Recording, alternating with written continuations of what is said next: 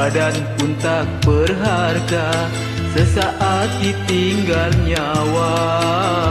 Anak istri tercinta tak sudi lagi bersama, secepatnya jasad dipendam.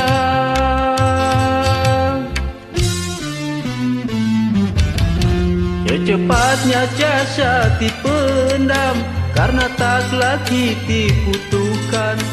Diri yang semula dipuja, kini bangkai tak berguna.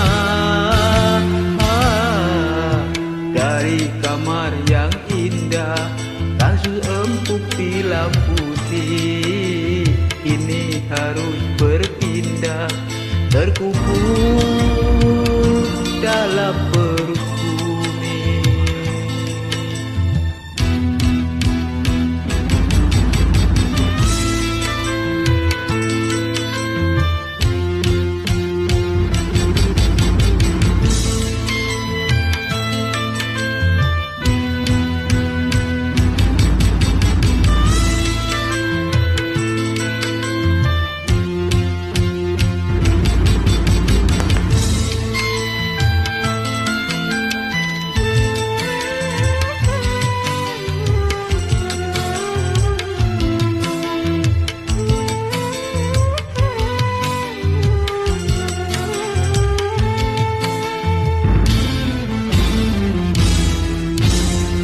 Kalau selama ini diri perhiaskan emas, intan, permata, bermandi cahaya,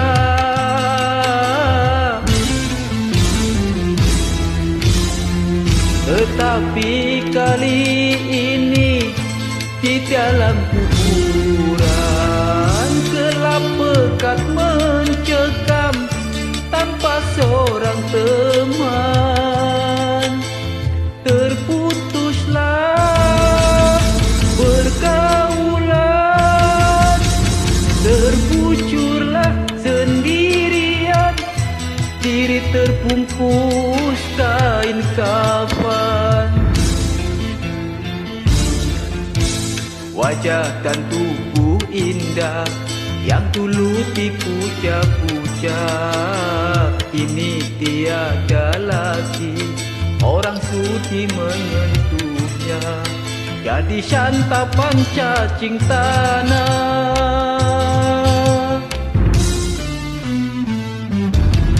jadi santapan cacing tanah, sampai yang tersisa kerangka.